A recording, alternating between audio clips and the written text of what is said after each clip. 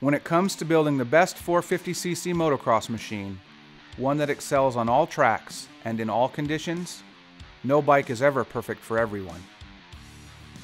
But that doesn't mean the manufacturers ever stop trying to build the perfect beast. Depending on where they are in their development cycle, the OEMs will either tweak their existing machines or flat out toss them and start with an all-new one in an effort to claim the top rung on the 450cc motocross ladder. It's an ongoing, repetitive process, and 2018 is no different. Hot on the heels of Honda's surprise upset victory in our 2017 450cc Motocross Shootout, two other manufacturers, Suzuki and Yamaha, have stepped up with new designs for the 2018 model year. We headed to Kaweah Creek MX Park near San Diego, California for our 2018 450cc Motocross Shootout. Kaweah Creek's fast-flowing layout and sandy soil was sure to force each manufacturer to prove its horsepower, handling, and suspension in the face of its peers. The track's awesome for 450s. It's nice and deep in the mornings, and then it roughens up throughout the day. So in the morning, it was real nice to kind of get on each one and test out the power and deep loamy stuff.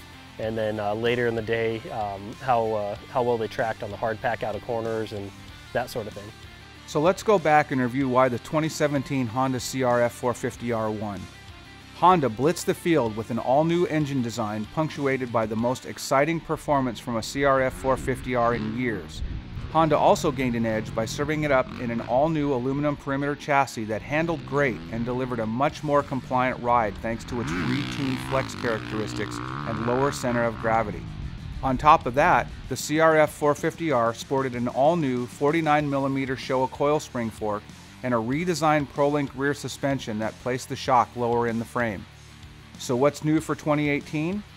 The Honda now comes standard with electric start, which was only an expensive option in 2017. Honda also fiddled with the chassis flex by altering the shape and material thickness of the engine hangers and installing heavier fork springs and a heavier shock spring, while altering the valving at both ends in an effort to deliver the same suspension feel, but with a little more holdup in heavy braking bumps.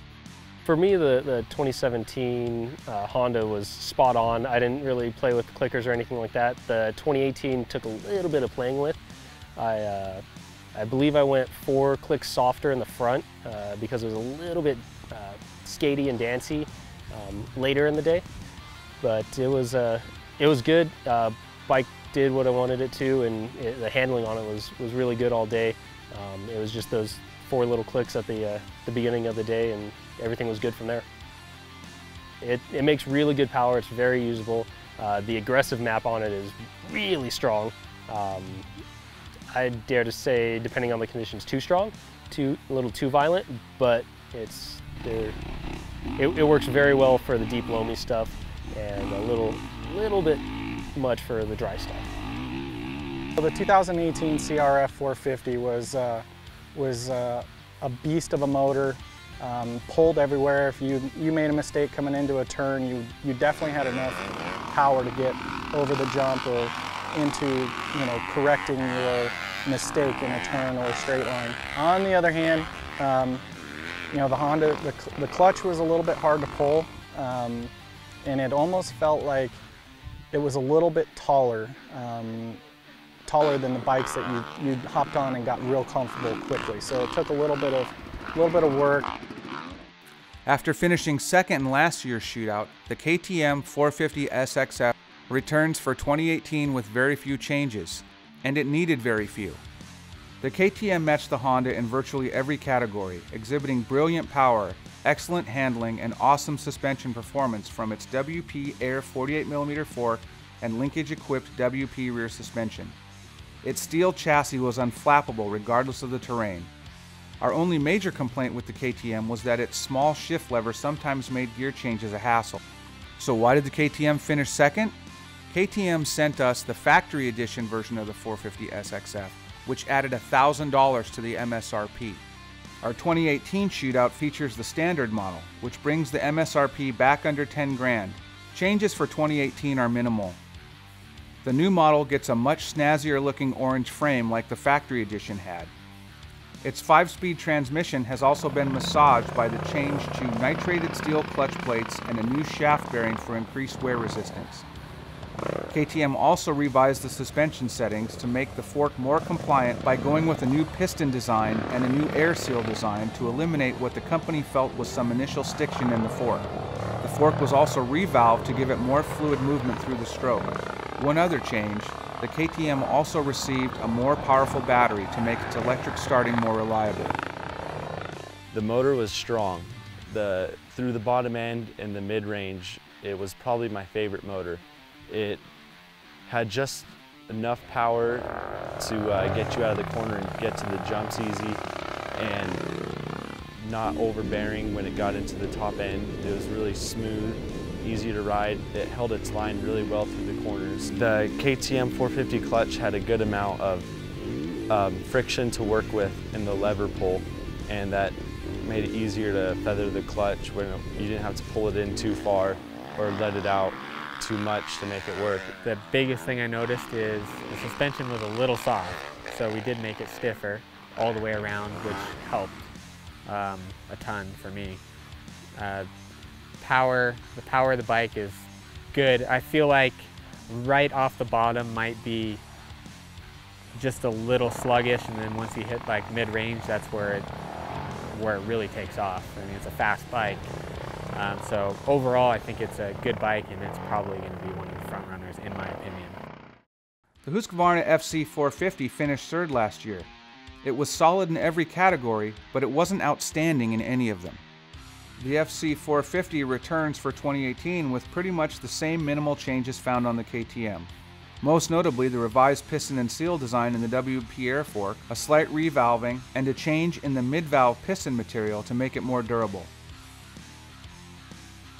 The Husky 450 seemed all around like a pretty good bike. It was definitely lightweight, felt really easy to get around the track, easy to move around in the air and everything. I was surprised that the Husqvarna 450, the motor was a little weak, weaker than what I thought, even with the different mapping, with the switch on the bars. I was a little bit surprised by that. Other than that, the brakes, you know, the handling of the bike, the cornering, everything was pretty standout though. Compared to some of the other bikes, it's a little underpowered.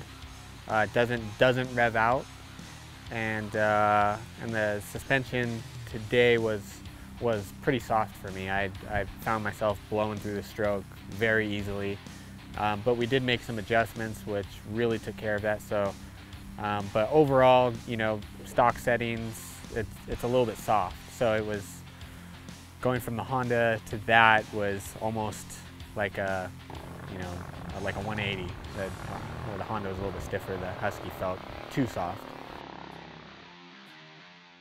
Finishing fourth in 2017, the Yamaha YZ450F finally began to show its age after years of dominating the 450cc motocross class. Blessed with excellent suspension and a powerful engine, the Yamaha simply struggled in the handling department. So what's new for 2018? Pretty much everything. Yamaha knew that its existing YZ450F was starting to lose ground in the class, and the tuning fork brand not only came out with an all-new design from stem to stern, it introduced some revolutionary new technology along the way, starting with an all-new electric start engine that is tuned to spread the Yamaha's generous power output farther across the rev range, an all-new bilateral beam chassis that is narrower than the previous version, all-new bodywork, and the latest generation of the KYB SS suspension. The Yamaha shares very little in common with its predecessor. Where Yamaha really advanced the YZ450F, however, was in its tuning capability. Yamaha's Power Tuner iOS and Android app is a first in the industry. It allows the rider to wirelessly tune the engine's ECU and also to data log and share a mountain of information with the use of an Apple or Android smartphone. The 2018 Yamaha 450F was great. I love the bike. I think I spent the most time on it and tried to jump on it as often as I could. It handled well. It was thinner than last year. There was less dependency on the front end as far as it wanting to follow ruts and little grooves in the track. Without losing front end traction in corners. And the suspension was great. Really liked what they did with the fork. it was less of a stink bug feel compared to the last couple years that I've ridden. But still, it turned really good. The power on it's really, really good. It's very strong without being overly strong. I didn't get a chance to try the other couplers to see where they took the power, but the stock map on it's phenomenal, and I'd say it's probably the raciest motor in the class. I feel like their motor package is really strong. You could come out of a corner in third gear, get on it, and it takes off, you know, quick. It responds quick, and it pulls all the way through, and doesn't run out of power. At least on the track we rode today at Kauai Creek, we didn't have any issues with that. We've made no secret in the past that we liked the Suzuki RMZ450, but when it came to the shootout, we had to face reality. The 2017 RMZ450 packed a user-friendly engine that simply didn't have the top-end punch of many of its competitors, and a chassis that turns like a corkscrew but is also extremely rigid. Suspended up front by a show attack air fork that has arguably never been the best in its class, the RM-Z450 was woefully behind the Honda and Yamaha coil spring forks in overall performance. So what's new for 2018? A serious redesign of the RM-Z450. While the RM-Z450's engine architecture is unchanged from the 2017 model, Suzuki invested significant R&D into getting it to perform better than the 2017. The cylinder head is updated, and the airbox has been altered for better airflow. Suzuki engineers also combed through the fuel injection for better throttle response. Other internal changes include a piston change to increase durability. Even better news, however, is that the Suzuki engine is housed in an all-new twin-spar aluminum chassis that is lighter, smaller, and shorter than the 2017 model. Suzuki also ditched the Showa air fork in favor of a new 49mm Showa coil spring fork and a new balance-free rear cushion shock absorber. An oversized 270mm front brake disc has also been fitted to make the RM-Z450 more competitive and up-to-date. All new bodywork gives the RM-Z450 a much sleeker appearance than the 17 model. Suzuki was actually really good. I heard kind of mixed reviews on it. Overall, I thought it was pretty good. It was definitely high up on my list. The bike, right immediately when I got on it, no changes at all. Cornered amazing. You know, wherever you wanted it to go, it would go. The power was right there with some of the top ones. It wasn't the strongest by any means, but the Suzuki definitely handled and cornered the best. Well, I think that they did improve the motor. Still not, there's a couple of the other bikes that are still have some better power right off the bottom, but they did improve. Last year and in the years past, it's always been a bike that I guess ran out of power quickly. So it didn't have like a lot of rev. So now I feel like their power, the range is longer, which is an improvement. To me, in the past, it's always one of those bikes that was rigid and the front end kind of danced all over, and I feel like it doesn't really do that anymore. So it stays a little more planted, but overall it's still a little stiff, like I said, for a guy my size. We say that the Kawasaki KX450F finished 6th in our shootout last year simply because it left too much on the table. The Kawasaki clearly showed a lot of potential, but it lacked the top-end punch of many of its competitors, and its Showa air fork simply wasn't to our liking. We really felt that the Kawasaki KX450F stood the most to gain from a complete redesign in 2018, but it didn't happen. Kawasaki engineers obviously spent a lot of time and effort in redesigning the 2018 KX250F, but they left the redesign of the KX450F to wait for another day. The Kawasaki KX450 was really middle of the road for me. It didn't do anything great and it didn't do anything bad. It tracked really well through the bumps, coming out of corners and going through it. And it stayed nice and straight with a good plush feeling. In the corners, it wasn't as tight turning as some of the other bikes, but it still made its way through the corners pretty effortlessly. The motor on the Kawasaki with the stock coupler felt really lazy, like an old school 450. And I put the aggressive one in. It really livened it up and made it easier to get around the track and get it to different places with a little blip of the throttle and keep it in line. It was a lot better. It's a great bike. I didn't get the long feeling that I'm used to with Cowies, and the forks seem to work a little bit better.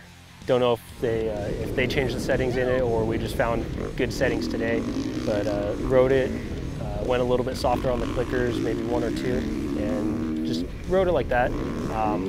The power is really good down low and mid and kind of signs off on the top, which doesn't really fit my riding style, but depending on where you're riding and what your riding style is, it'd be a great power plant for that.